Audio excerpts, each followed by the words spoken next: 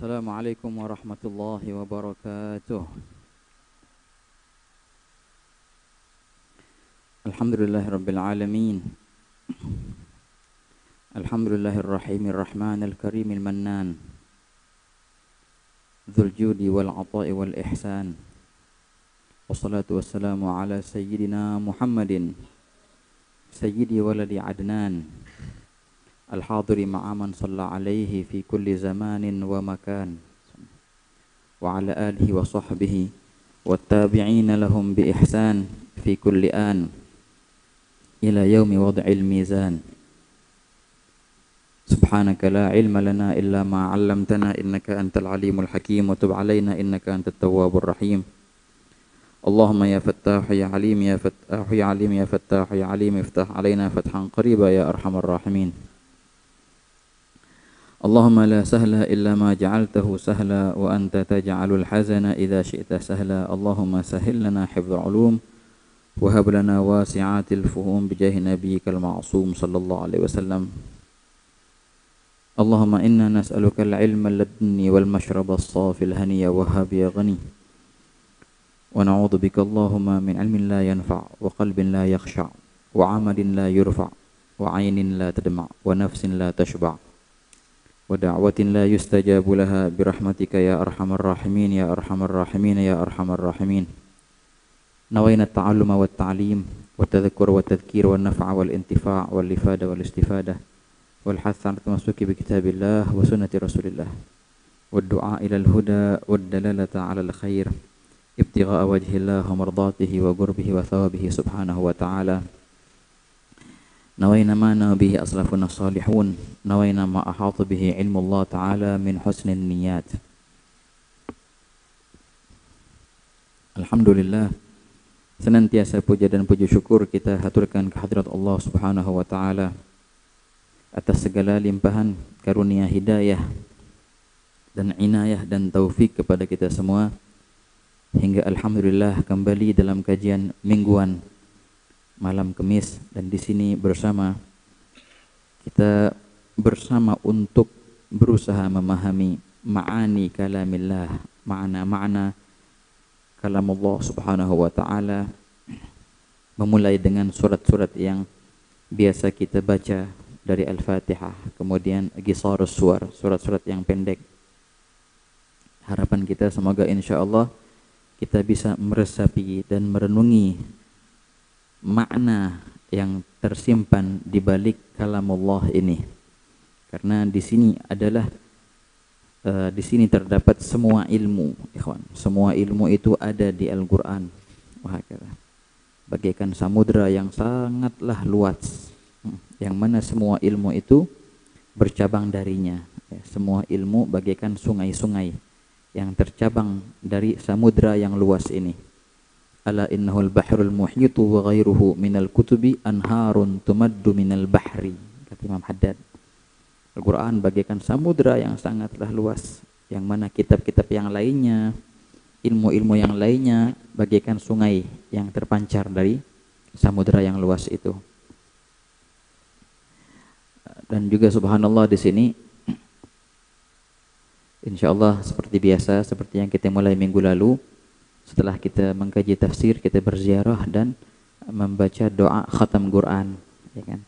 Subhanallah. Jadi memang Quran fi Quran, kajiannya kajian tafsir Quran, kemudian acara setelahnya khataman Quran.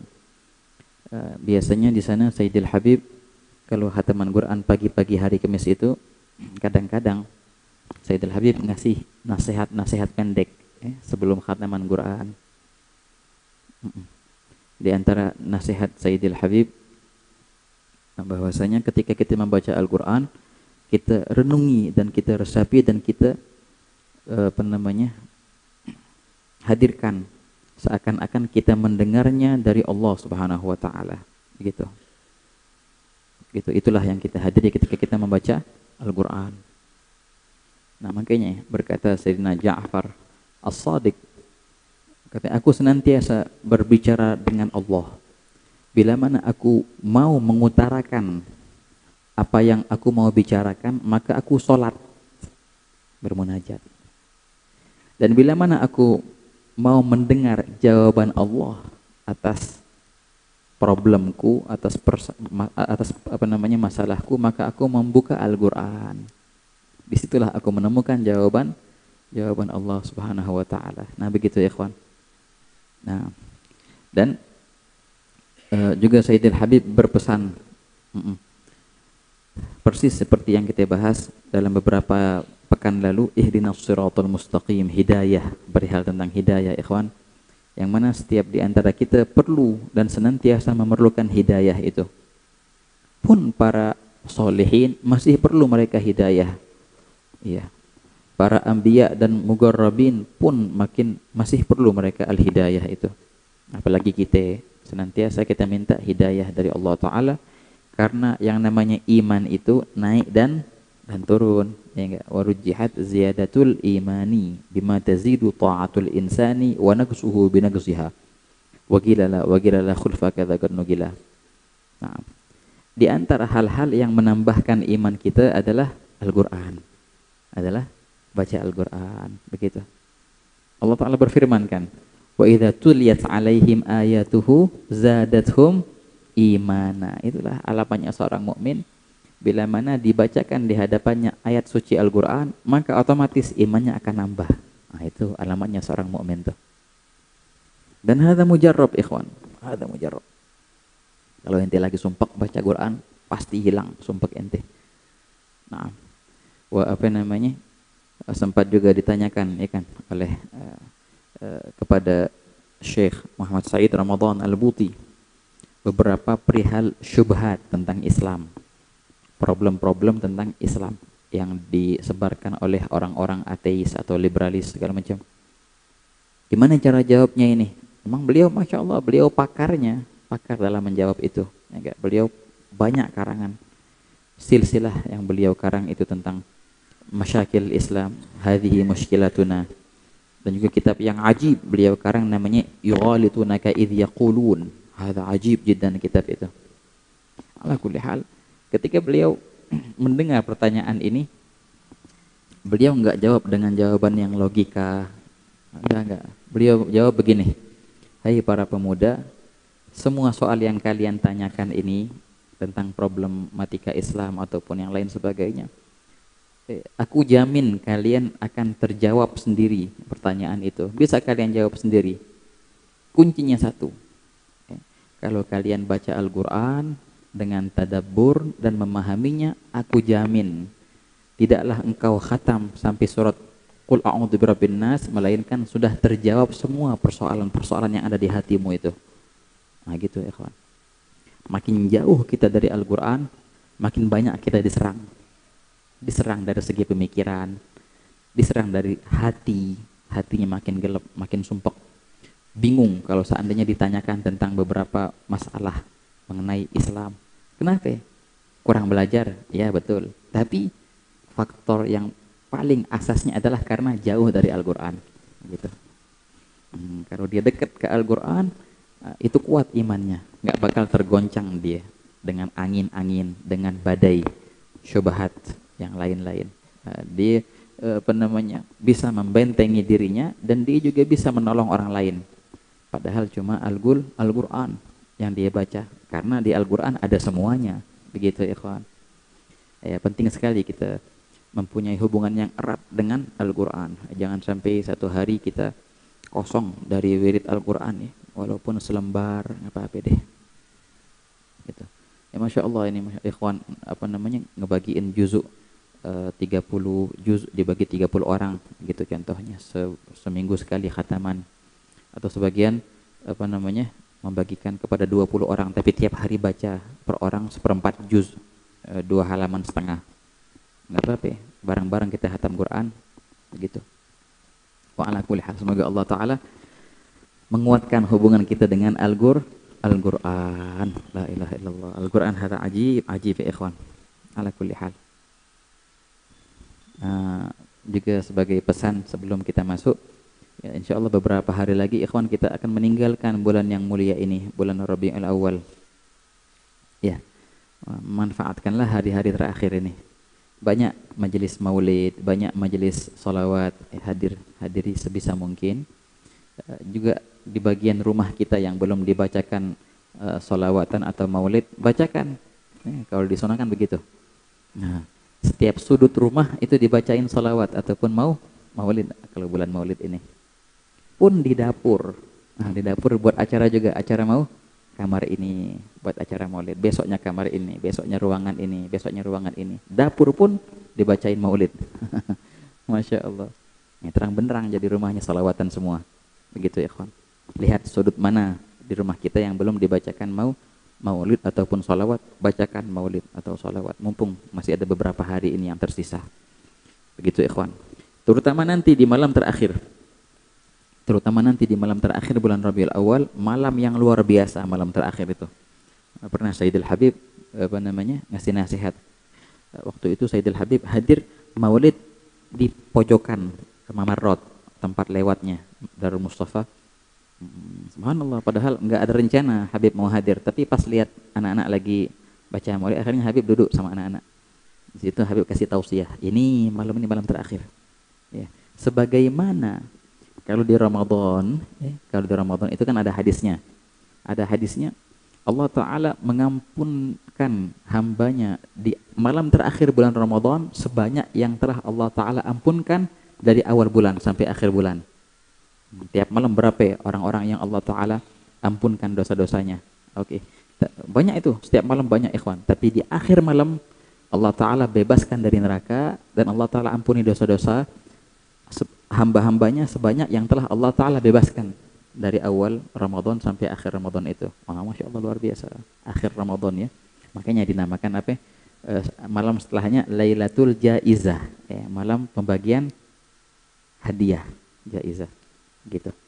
Begitu pula malam akhir bulan Rabiul Awal. Begitu ikhwan. Kalau bisa begadang salawatan. Malam terakhir itu kalau bisa.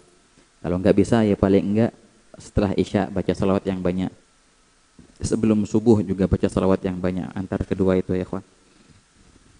Semoga Allah Ta'ala mengangkat hijab antara kita dengan Rasulullah SAW sehingga kita bisa bersama Rasulullah SAW dan menikmati kebersamaan itu dengan memandang wajah baginda Sallallahu Alaihi Wasallam di dunia sebelum di akhirat dan di bulan ini insya Allah sebelum keluarnya. Amin ya Rabbal Alamin. Baik, bismillah. Kita lanjut ikhwan dalam pembahasan tafsir. Dan di sini kita sudah sampai ke pembahasan terakhir dari surat Al-Fatihah. Sempat kita bahas perihal tentang ihdinas siratal mustaqim. Ya Allah, berikanlah kami hidayah, petunjuk as-sirat, jalan yang lurus. Penafsiran siratal mustaqim ini banyak sekali. Ada beberapa sahabat yang berkata as-siratal mustaqim artinya surga. Berikanlah kami petunjuk untuk bisa sampai ke surga. Ada yang mentafsirkan siratal mustaqim artinya Islam, keislaman. Ada yang bilang keimanan. Ada yang bilang ahlus sunnah wal jamaah. Terserah mau tafsirkan apa. Ala kulli hal, dan ini sendiri sudah ditafsirkan oleh Allah Subhanahu wa taala di ayat yang setelahnya, siratal ladzina an'amta 'alaihim. Begitu. Jadi siratal mustaqim, jalan yang lurus itu adalah pola hidup, ya ikhwan. Gaya hidup. Itulah siratal mustaqim. Tapi gaya hidup siapa? Dijelaskan oleh Allah Ta'ala siratal ladzina an'amta 'alaihim. Sirata. Ini i'rabnya menjadi badal ya. Makanya mansub. Siratal ladzina an'amta 'alaihim. Jalan yang lurus itu adalah jalan mereka alladzina, orang-orang yang an'amta, engkau ya Allah berikan mereka karunia. An'amta, engkau berikan karunia alaihim, atas mereka. Begitu. Inilah jalan yang lurus, jalannya orang-orang yang telah Allah Ta'ala karuniai mereka. Ini alamatnya ikhwan. Kalau mau jalan berarti jalan dengan mereka, orang-orang yang Allah Ta'ala telah karuniai mereka. Ini ada dua pertanyaan di sini. Ini penjelasan yang butuh dijelaskan sebenarnya. Jalan yang lurus adalah jalan mereka, orang-orang yang telah diberikan nikmat oleh Allah Ta'ala. Siapa gerangan mereka itu?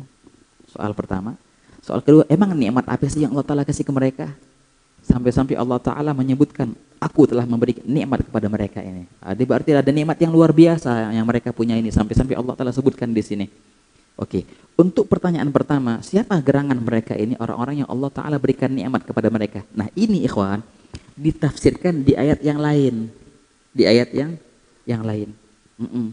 Jadi makanya ada di dalam ilmu Quran itu ada sebagian tafsir yang mentafsirkan Al-Quran dengan Al-Quran sendiri. Dan itu suatu yang sangatlah susah. Soal. Dan memang luar biasa. Karena Al-Quran di situ ada semua ilmu. Di antara ilmu yang ada adalah menafsirkan kepada Quran sendiri. Ya. Al-Imam Muhammad Amin Shinqiti, gurunya guru kita. Beliau mengarang kitab namanya Adwa'ul Bayan fi Tafsiril Quran bil Quran. Gitu. Lumayan gede kitabnya itu, 7 jilid kalau tidak salah. Adwa'ul Bayan fi mentafsirkan Al-Quran dengan Al-Quran sendiri. Seperti ayat ini. Alladzina an'amta alaihim. Di mana ditafsirkan? Di ayat yang lain.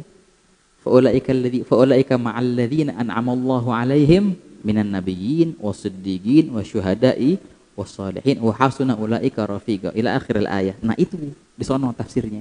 Sebagaimana nanti juga, bentar lagi ada. Ketika kita membahas ghairil maghdubi alaihim, siapa mereka itu ditafsirkan di ayat yang lain.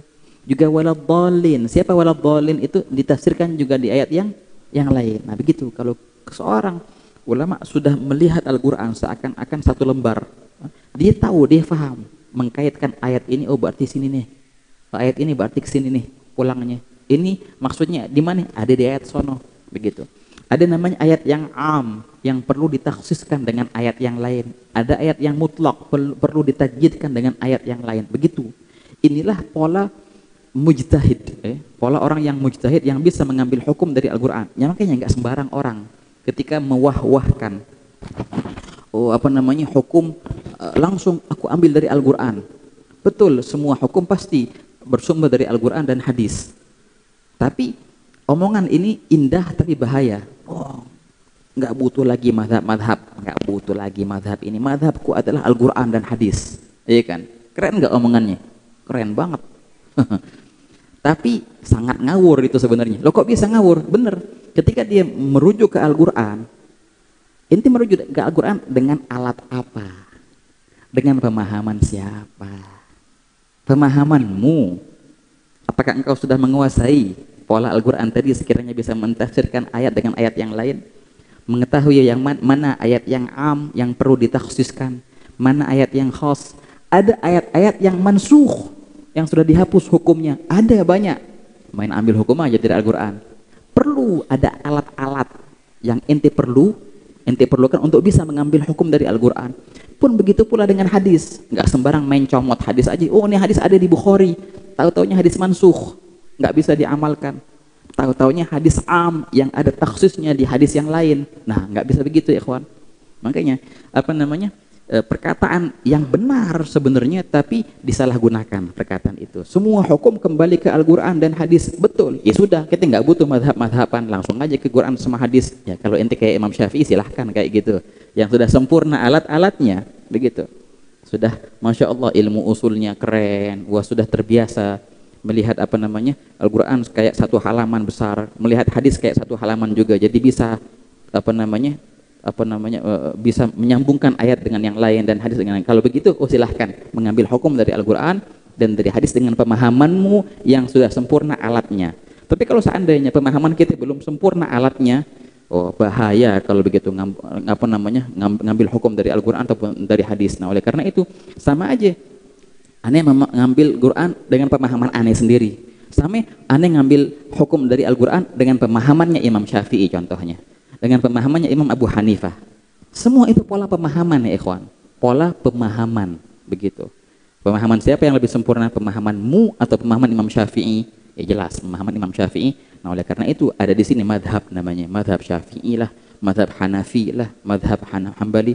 Dan harus bermadhab. Wahai kata. Dan nggak bisa kita mengambil hukum langsung ke Al-Quran ataupun ke hadis dalam keadaan alat kita yang belum sempurna untuk mengambilnya. Begitu ya ikhwan. Ini sangat penting. Imam Syekh Al-Buti berkata dalam suatu kitabnya, Al-Madhabiyah namanya.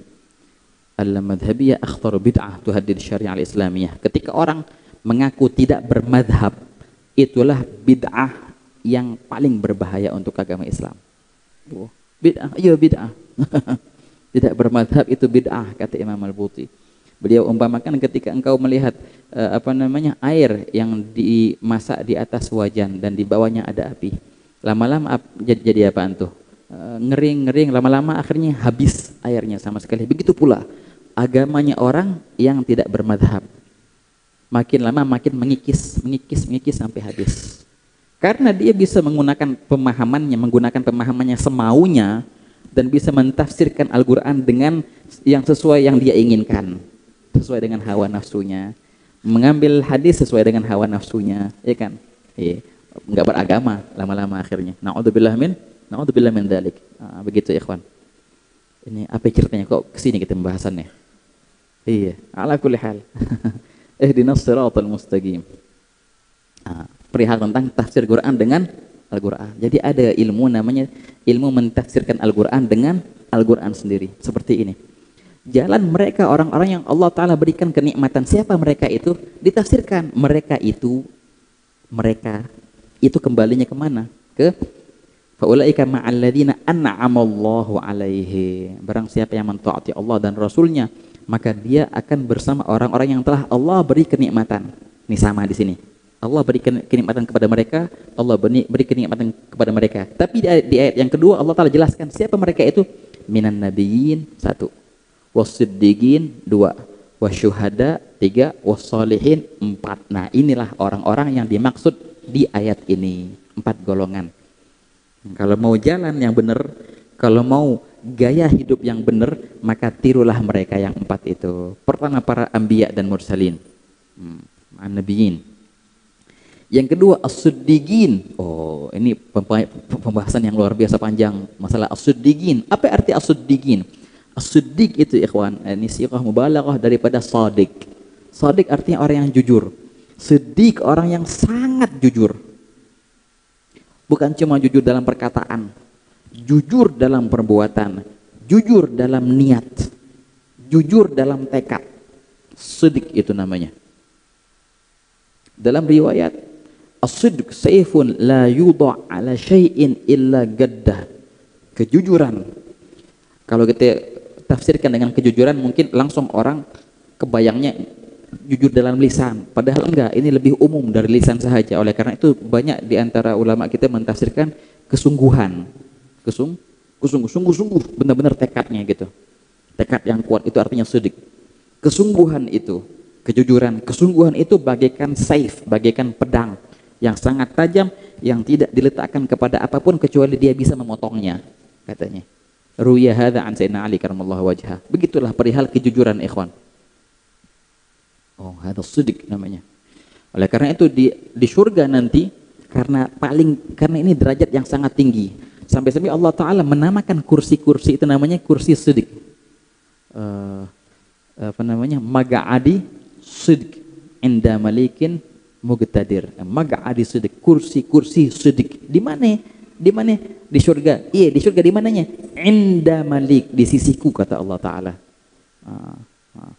Fi maga'adi sidqin inda malikin mugtadir. Fi maga'adi sidqil ladzi qad asyraqat anwaruhu bil indiya laka min sana wal muttaquna rijaluhu wa huduruhu ya rabbi falhiqna bihim ya rabbana, kata yang Haddad begitu. Itu sidq ikhwan. Orang-orang yang mempunyai sifat sidq. Sifat sidq ini jarang terdapat. Ya. Semoga Allah Ta'ala memberikan kita sifat sidq ini ikhwan. Sidq di hati kita, sidq di tekad kita, sidq di niat kita, sidq di perkataan kita. Wah kata amin ya rabbal alamin. Ma'ruf, sidq itu kalau mau sifat sidq itu mulailah dengan sidq di perkataanmu, sidq di lisan. Itu tahap pertama. Kalau lisan kita enggak sidq, enggak jujur, susah sekali untuk mendapatkan kejujuran di tempat yang lain. Di perbuatan atau tekad atau niat. Lisannya dia belum jujur, lisan dulu yang jujur, kemudian lainnya akan merambat. Wah kata ini sedikit susah didapatkan. Sampai-sampai Imam Haddad sendiri, alhamdulillah Haddad, beliau mengeluh di zamannya 300 tahun yang lalu. Beliau mengeluh, wah sekarang ini susah nyari orang yang ada sidq. Sampai-sampai beliau berkata, madhas sidqu wa ahlu sidqi ya Sa'du gad madau fala tatlubanna sidq min ahli dzal zaman falaysa lahum sidqun wa la ya'rifunahu, kata yang maksud Imam Haddad. Madhas sidq sudah lewat, sifat sidq itu sudah lewat. Wa ahlu sidq, dan juga orang-orang yang mempunyai sifat sidq sudah lewat, udah enggak ada lagi sekarang. Ya gad madau fala tatlubanna sidq, jangan cari sudah, katanya, kata Imam Haddad. Jangan cari orang-orang yang punya sifat sidq. Kalau beliau berkata, kalau orang zaman sekarang, aduh, falaisa lahum sidqun wa la ya'rifunahu. Wah, mereka enggak punya sidik. Bukan begitu. Mereka enggak kenal apa itu sidik, apalagi yang punya, enggak punya. Kenal aja enggak tahu, apalagi punya. Ini di zaman Imam Haddad, beliau mengeluh. Sangat jarang, ya kawan, sangat langka. Sangat langka. Sidik, kejujuran. Enggak ragu-ragu dalam apa namanya mengambil sikap, dalam berjalan. Enggak noleh kanan, enggak noleh kiri. Itu suatu tanda kejujuran. La yatalafat, ya. Enggak noleh-noleh gitu, terus jalan ke depan. Inilah yang Nabi SAW menguji Sayyidina Ali dengannya kan. Dalam ghazwah yang ma'ruf itu, ghazwah Khaybar, Nabi SAW memberikan imamah kepada Sayyidina Ali dan kemudian mewasiatkan, imdi wala taltafit, maju dan jangan menoleh, kata Nabi SAW. Ya, akhirnya Sayyidina Ali ngambil pedang dari Rasulullah dan maju beberapa langkah, sama Rasulullah dipanggil, ya Ali, ayo menguji sekarang. Masya Allah, alhamdulillah Sayyidina Ali muwafaq. Akhirnya apa? Sayyidina Ali berhenti tapi nggak noleh ke belakang. Benar berarti, ayo maju sekarang, bismillah. Ya Ali, kalau noleh ke belakang ya sudah gagal berarti. Imdi wala taltafit, maju dan jangan noleh, walaupun dengan panggilan Rasulullah padahal gitu. Itu suatu tanda kejujuran, ya, kesungguhan. Wah, kata, ya Rob, ya Rob. Dalam ibarah mereka, tingkat yang paling tinggi dalam tingkat kewalian itu namanya apa? As-Siddiqiyah al-Kubra. Ya. Magam as-Siddiq. Magam as-Siddiq yang tertinggi. Itu magamnya para agtab itu. Wah, kata. La ilaha illallah. Magam as-Siddiqiyah al-Kubra. Ini waktu zaman Habib Ali Habsyi. Beliau punya murid, di antara muridnya Habib Muhammad bin Idrus Al-Habsyi, yang kuburannya di mana, di Surabaya itu, di Ampel, ya kan, Gubah Ampel. Habib Muhammad bin Idrus Al-Habsyi muridnya Habib Ali Habsyi, betul. Yang beliau itu ceritanya nggak ada niat untuk ke Indonesia, karena waktu zaman itu orang-orang Hadramut yang ke Indonesia divonis, oh berarti ini nyari dunia ini. Begitu, kebanyakannya gitu emang zaman dulu ya. Nah akhirnya apa?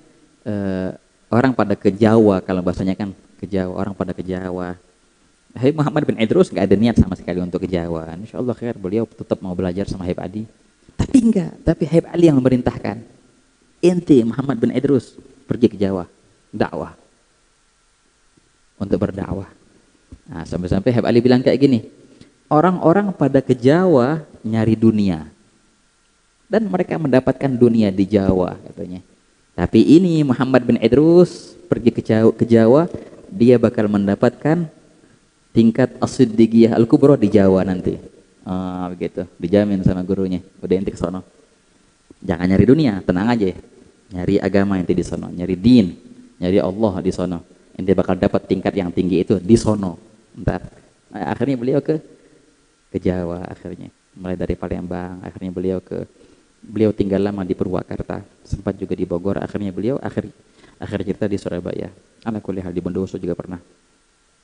Nah itu As-Siddiqiyah apa yang tadi? Faulaika ma'an nabiyyin, ma'alladzina an'ama Allahu alaihim minan nabiyyin, satu para nabiyyin. Was-siddiqin, dua para siddiqin. Wasyuhada, nomor 3, ya. Orang mati syahid juga mendapatkan derajat yang tinggi, ikhwan. Allah Ta'ala menobatkan mereka dengan orang-orang yang Allah Ta'ala berikan kenikmatan kepada mereka. Asyuhada, baik pun syuhada al-akhirah ataupun syuhada ad-dunya wal akhirah, baik pun mereka yang mati syahid dalam medan perang atau yang mati syahid di kasur. Oh iya, kok bisa? Ada. Nabi SAW bersabda, aktsar syuhada ummati ashabul furush. Kebanyakan syuhada di umatku itu orang-orang yang meninggal di atas kasur, kata Rasulullah. Lu kok bisa? Iya, nah. Bisa. Ketika orang meninggal karena, contohnya karena keracunan, itu mati syahid. Nah makanya Nabi SAW termasuk syahid, bahkan baginda SAW adalah sayyidu syuhada, penghulunya para syuhada. Kenapa? Karena baginda, ma'ruf kan dalam cerita sirah, pernah makan kambing yang sudah diracunin. Ngefeknya itu bertahun-tahun sampai akhirnya baginda wafat karena itu, dikatakan termasuk syahid. Orang yang meninggal diracunin mati syahid. Orang yang meninggal tenggelam mati syahid. Orang yang meninggal sakit perut, meninggal, mati syahid.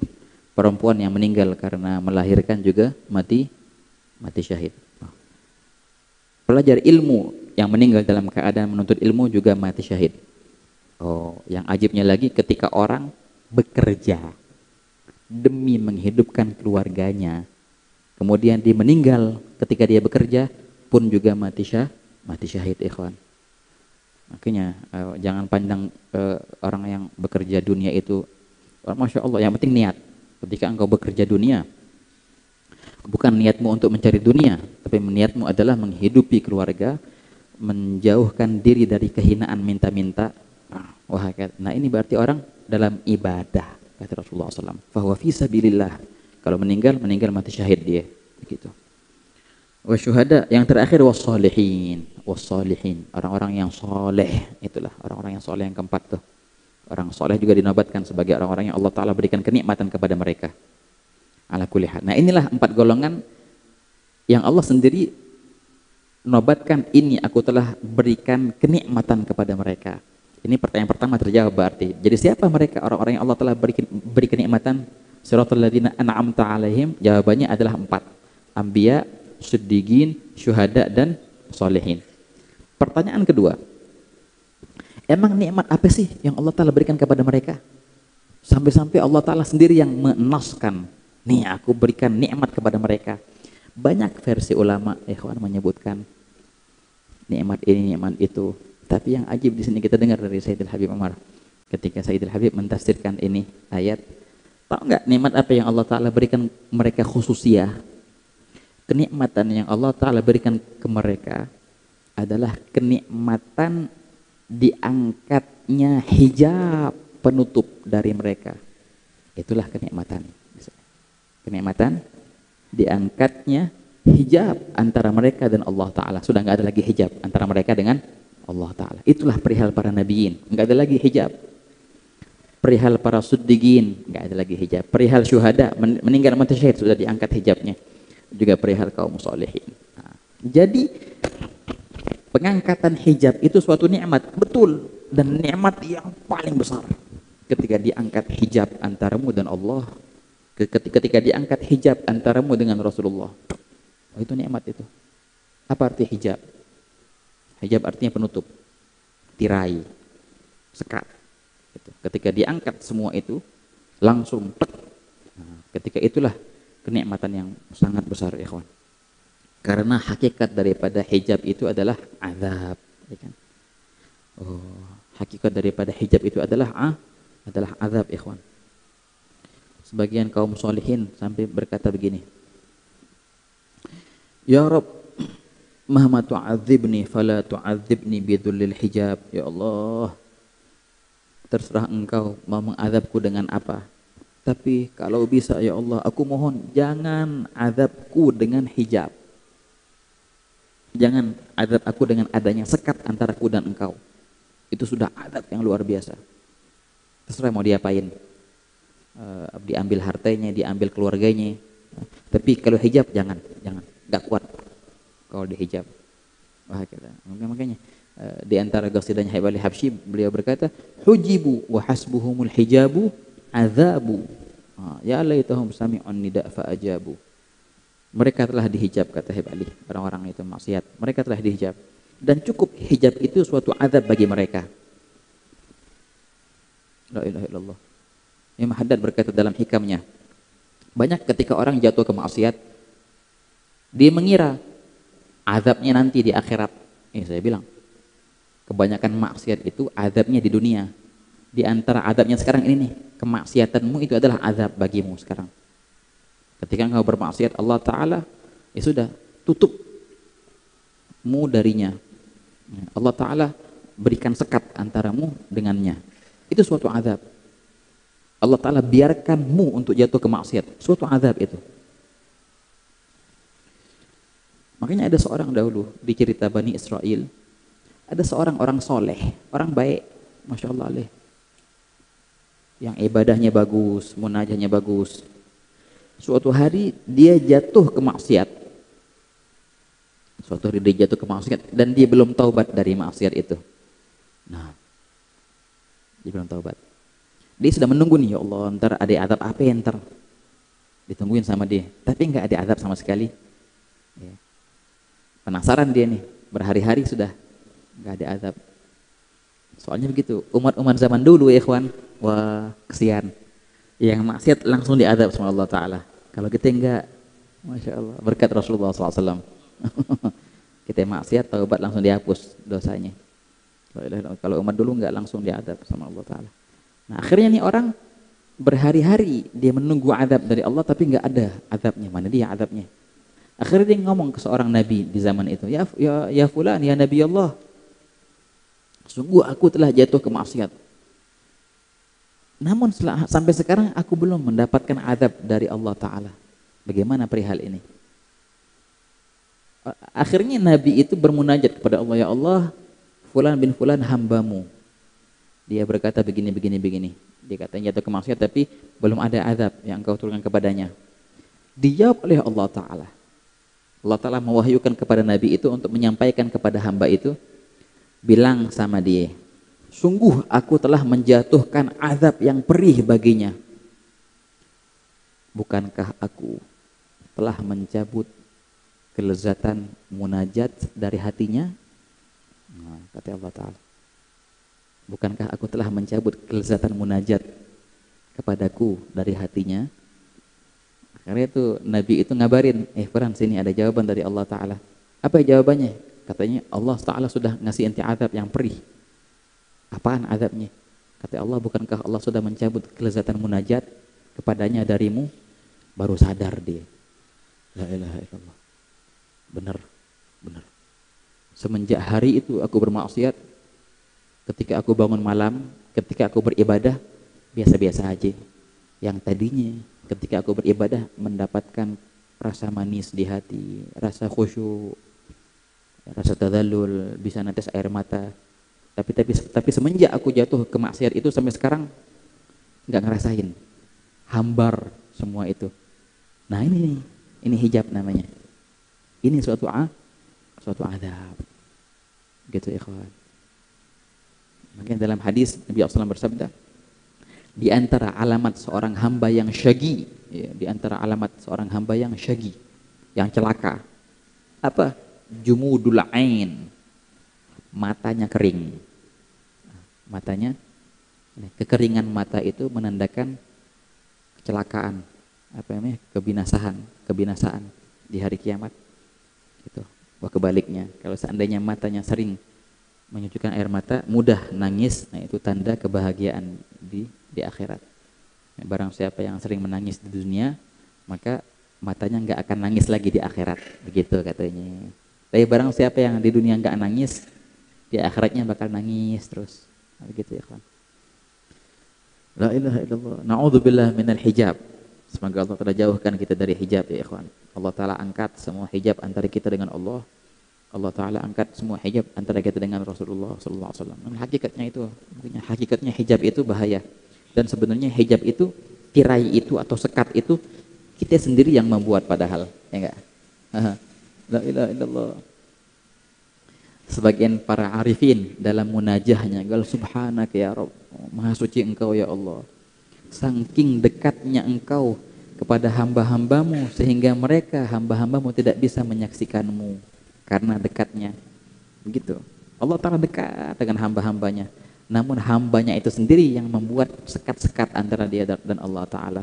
Begitu ya kawan. Al-hijabuka minka wa ma tadrihi wada'uka fika wa ma tu'wihi. Dia bilang, hijabmu itu darimu, engkau sendiri yang membuatnya, tapi engkau tak tahu. Dan juga penyakitmu itu obatnya ada di tanganmu. Semua ada di tangan kita ya kawan. Kita tahu obatnya apa, tahu, ya tinggal minum, nggak mau diminum. Nggak ada hijab, tapi akhirnya kita sendiri yang membuat hijab itu lama-lama menjauh dari Allah Ta'ala. Na'udzubillah min dzalik. Ala kulli hal. La ilaha illallah. Inilah arti an'amta alaihim. Jalan mereka orang-orang yang Allah Ta'ala berikan kenikmatan kepada mereka. Kenikmatan diangkatnya hijab. Dan mereka itu adalah para anbiya dan siddiqin dan syuhada dan shalihin. Oke. Suratul ladzina an'amta alaihim. Nah kemudian ditakkidkan lagi oleh Allah Ta'ala. Ini jalannya mereka nih. pola hidupnya mereka, orang yang aku berikan kenikmatan, dan bukanlah jalannya mereka. Nah, ditakkidkan lagi, dipastikan bukan jalan mereka. Dua golongan di sini disebutkan. Yang pertama golongan ghairil al-maghdubi alaihim, orang-orang yang dimurkai oleh Allah Ta'ala. Yang kedua ad-dallin. Ad-dallin artinya orang yang tersesat. Yang tersesat. Ada dua di sini. Yang pertama al-maghdubi alaihim, orang-orang yang Allah murkai, Allah marah dengan mereka. Yang kedua tersesat. Gimana ceritanya? Bedanya apa sih? Begini ikhwan, orang yang pertama itu lebih parah ya. Orang yang pertama itu ya, mereka tahu jalan yang benar, tapi mereka nggak mau, maunya jalan yang salah. Tahu yang benernya ini, tapi mereka nggak mau milih ini, maunya yang ini aja. Tahu ini salah, apa-apa, meninggalkan kebenaran yang nyata, ya kan? Nah akhirnya Allah Ta'ala murka dengan mereka, padahal mereka sudah tahu yang benar yang mana. Petunjuk sudah ada dan mereka yakini ini yang benar, tapi mereka tidak mau mengambil kebenaran itu. Kenapa? Banyak sebabnya, di antaranya gengsi, di antaranya gengsi, di antaranya sombong, di antaranya iri, gitu. Akhirnya mereka nggak mau kebenaran, padahal sudah jelas ini yang benar. Nah, mereka mau sesat nggak apa-apa, yang penting nggak gengsi, yang penting nggak di bawah, gitu kalau bahasa mereka. Ini yang pertama. Siapa mereka? Mereka adalah orang Yahudi.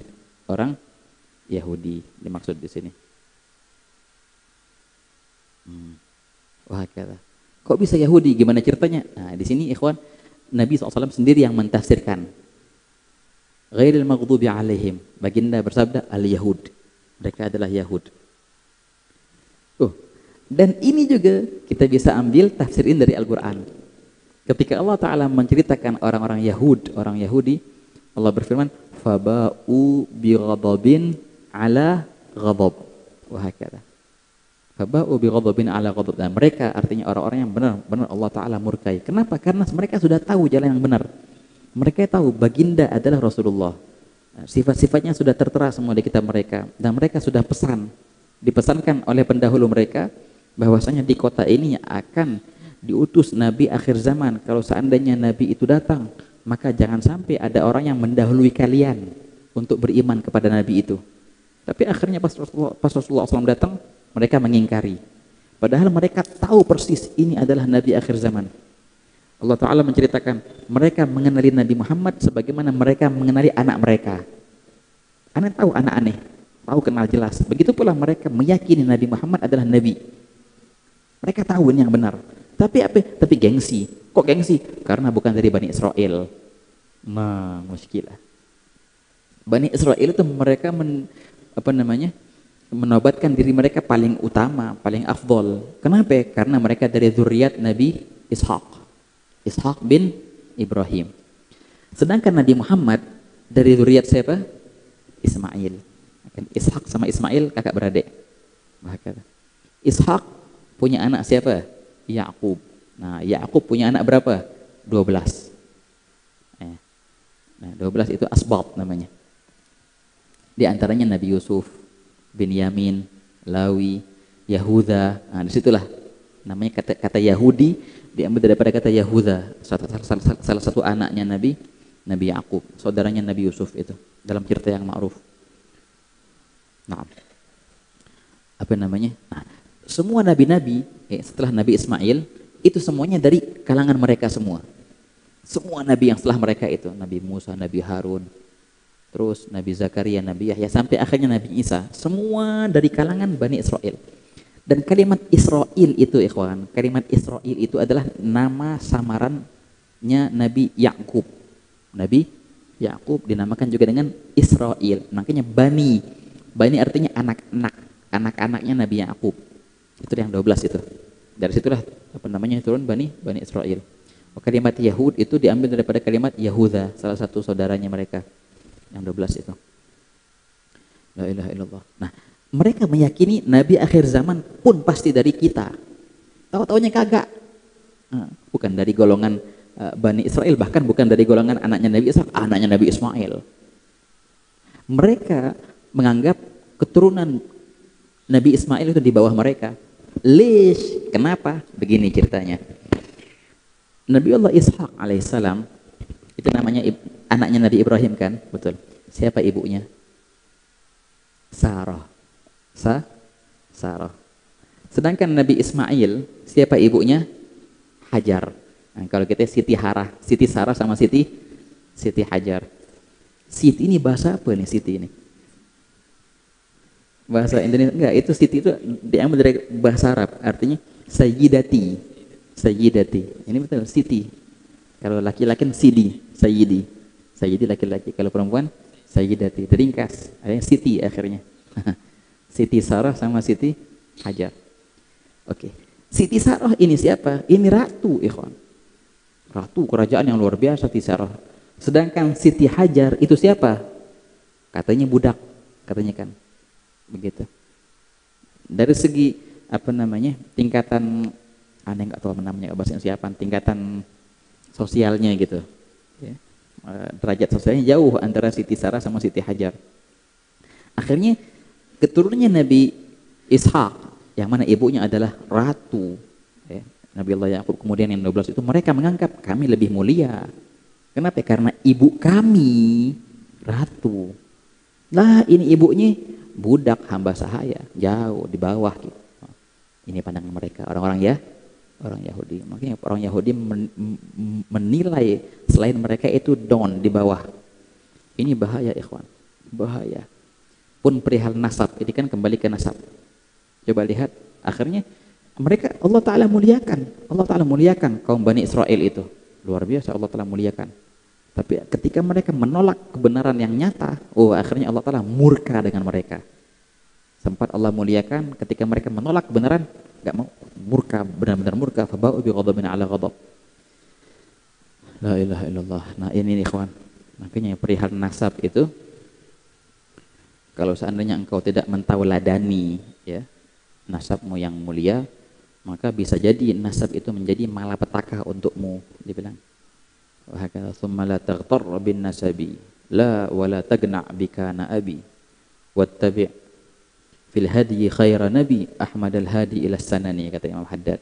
Jangan engkau banggakan nasabmu yang mulia, wa hakadha. Dan jangan engkau senantiasa gunakan kalimat dulu ayahku engkong aneh gitu kalau bahasanya sekarang. Contohnya gini, wah daerah sini sama daerah itu punya dulunya tanah punya engkong aneh semua. Lah sekarang ente punya apaan?